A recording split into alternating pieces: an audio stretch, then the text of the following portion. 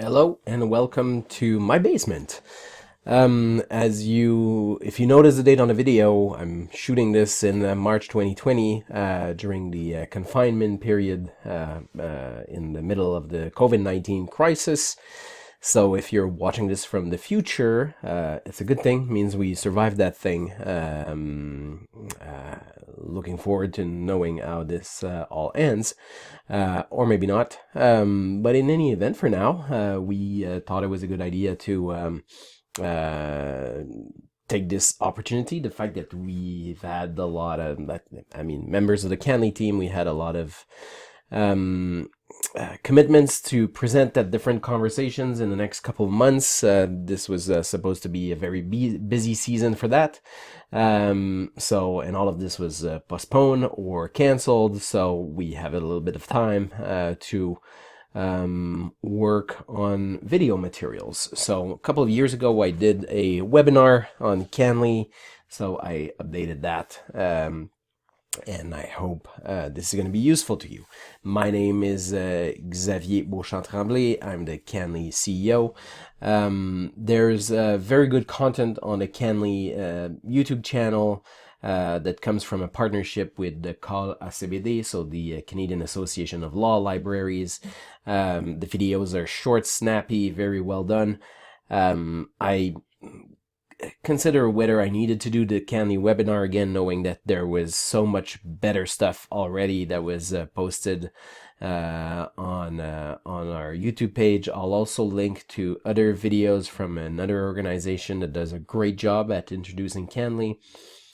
But to each his own. Maybe you prefer a style that's a little bit less polished, and you're going to hear from somebody who works on a daily basis at CanLII about what we're doing, so maybe it's going to be interesting to you. I don't anticipate that this video is going to be very viral, so to the 2 people that will watch this, thank you for coming. I hope it's going to be useful to you. It's probably going to be a series. I did a dry run of this video. It went way over 27 minutes just for the first part.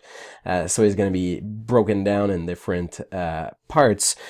For this present video, we're going to go through, I'm going to explain to you what's CanLII, what does CanLII have in its on its website, and how can you identify very basic ways to identify some content. And then in upcoming videos, we're going to dig a little bit deeper in the different features that we have. So first and foremost, how do you go on CanLII? Well, you can use whatever search engine you normally use, whether it's Google, DuckDuckGo, or whatever. You type CanLII, and we're going to find it here as the very first link. So you can open this. Another way to reach us is a very easy URL to remember, canli.org. Sorry. And you get to the exact same page. So let's close these 2 tabs.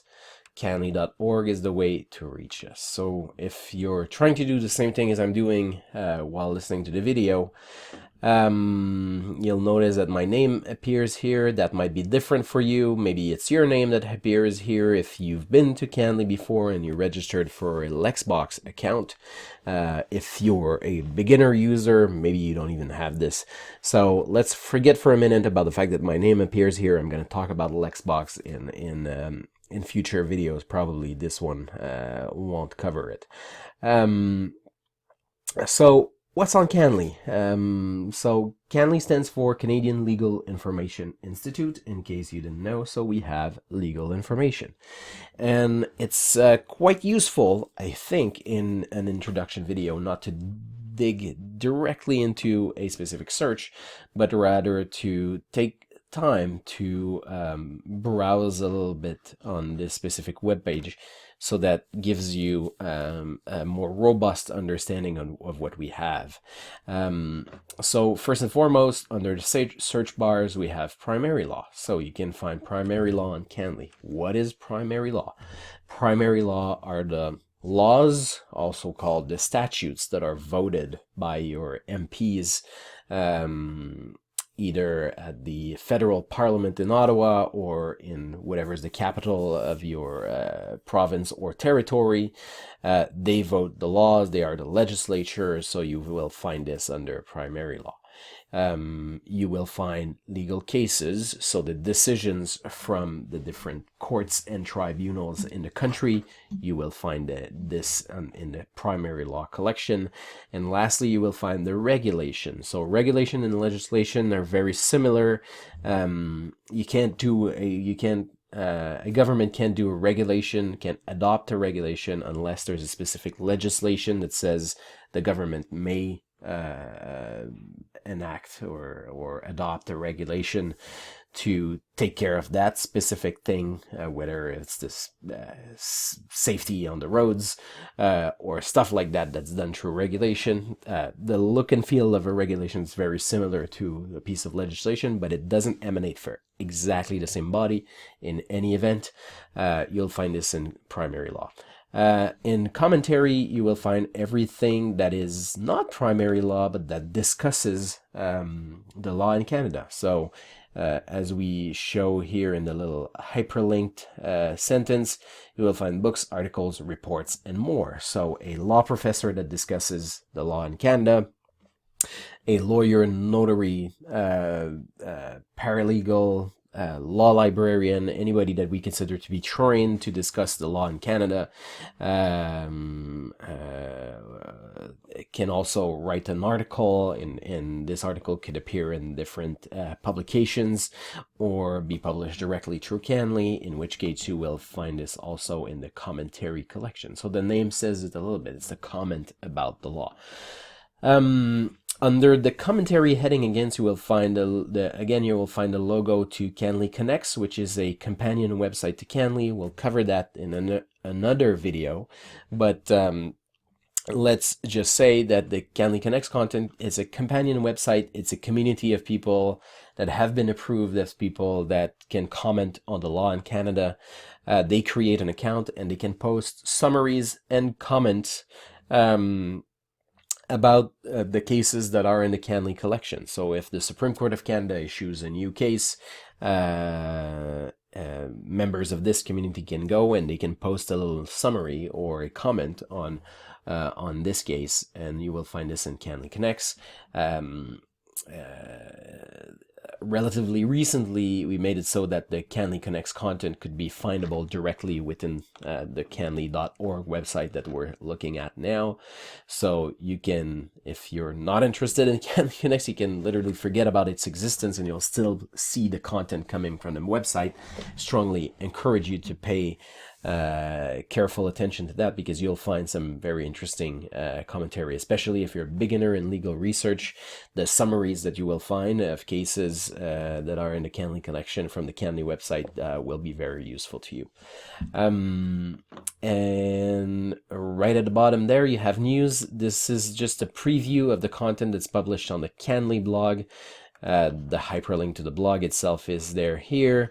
There hasn't been any announcements the last couple of weeks. They've been quite busy though, as these are the weeks that the COVID-19 crisis started.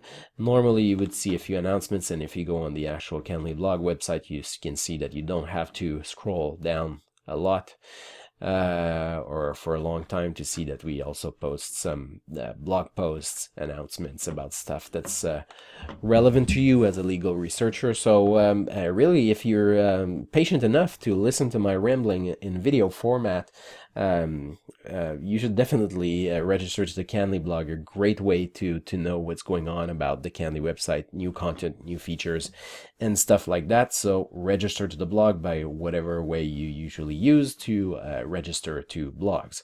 I just want to take time to make you notice the little carousel with the logos from the different law societies of Canada that are appearing at the bottom of the page here. They are all members of the Federation of Law Society of Canada, that you can see the logo right there. This is because CanLII is paid for. CanLII is a service, first and foremost, that's rendered to the legal profession in Canada, and they are kind enough to also make the embrace open access principles and make the content of the CanLII website available to all as well. So if you have to thank anybody for the existence of CanLII, these are the people that you should contact and say thanks to. So this is what's on the CanLII website. And now I'm going to go through one example of trying to find a single piece of content on CanLII, and you will see the two approaches that you can take, one of which I prefer even as a sophisticated user of the website. So let's say I'm looking for the criminal code. Well, if you happen to know that the criminal code is a law of the federal parliament, well, you can go directly, and you know from my own explanations that if it's a criminal code, it's a law, so it's going to be you're going to find that under the primary law heading, and if you're lucky enough to know that it's a federal law, you're going to click on this. I'm in my basement. The router is quite far from my computer, so it's a little bit slow. The CanLII website itself is usually much faster than that if you're not as far as I am from a router. I felt obligated to say that. So we're looking for the criminal code. We know that it's a federal statute. When we click on federal in the primary law, we see both the statutes. You'll find them under legislation. We also lump in the regulations in that category of content. We have the decisions from the courts and the decisions from the boards and tribunals. So if I'm looking for the criminal code, it's a statute, so I'm going to click that. I need to know that it's a statute. Maybe as a beginner in legal research, you don't know that, and you'll understand why maybe another way of conducting legal research on CanLII might be better for you. So then the list is quite long. I'm looking for the criminal code. I need to scroll down quite a long time until I find criminal code right here. I think I could have used the filter right here to find it a little bit quicker. But in any event, when you're using that method, you need to know pretty much what you're looking for exactly, which might not be the case if you're willing to listen to this video.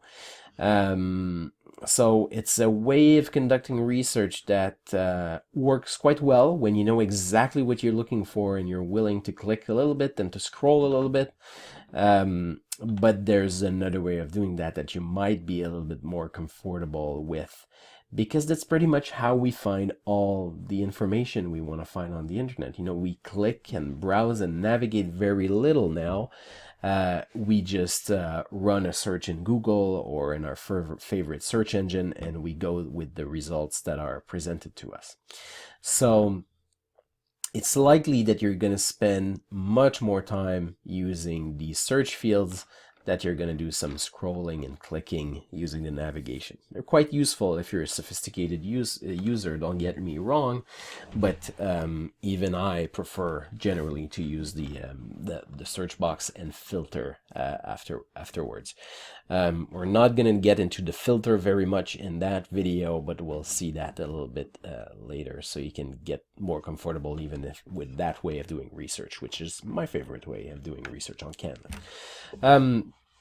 So another way we could have found the criminal code, well, using the search boxes here, and they all have a very different behavior. In some cases, you will feel like they're doing basically the same thing, but they have very different uses.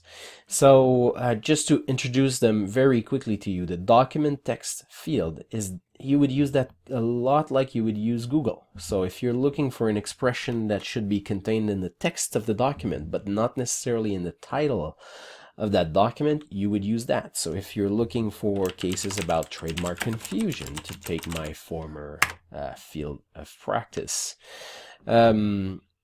you search this in Google, and in CanLII, sorry, old habits die hard. You CanLII that expression using the document text field, and you find legal decisions that contain the expressions trademark, and confusion. So I didn't use quotation mark. We'll get into the Boolean operator and the quotation marks later, but it returns to me all the documents that contain confusion and trademark, and some variation on confusion. You can see that it highlights confusing even though I search confusion. That flexibility allows you to get the documents that are responsive to your query, even though it uses slightly different words. So that's one way to search. If you're looking for criminal code, well, it's a narrow enough search that it's gonna work. Not criminal code. It's a specific enough search that it understands what you want. It says this guy doesn't want. If you search criminal code, the search engine is intelligent enough to figure out that you're looking for the criminal code as a document. So in that case, this field will behave quite like the second one, but in theory they're very different. So the second one is you would search is when you know that a document exists. We're looking for the criminal code. We know the criminal code exists. So instead of using sort of the Google-like approach of searching for criminal code in the document text field, I can use it here because I know it exists. I know this is the title of some act in Canada, and there you go, I find it. So much less clicking than the other approach, and I get it right away in the suggestion here. But let's say I ignore the suggestions and I just run a search using the little button right there. You can see that criminal code is still the first result in that case. It highlights this in bold to tell me that this is taken directly from my search query. So two ways of getting there. If you're lazy and you don't want to understand anything about the way CanLII works, you can still try your luck at using the document text field. But if you know about the existence of a document and the exact title of that document, probably a little bit more efficient. You're going to get less noise in your results if you use the second search field. Note that this search field works also if you use only the reference to a case. So I don't know that at all anything about the criminal code, but somebody has given me this reference and said paste that on CanLII.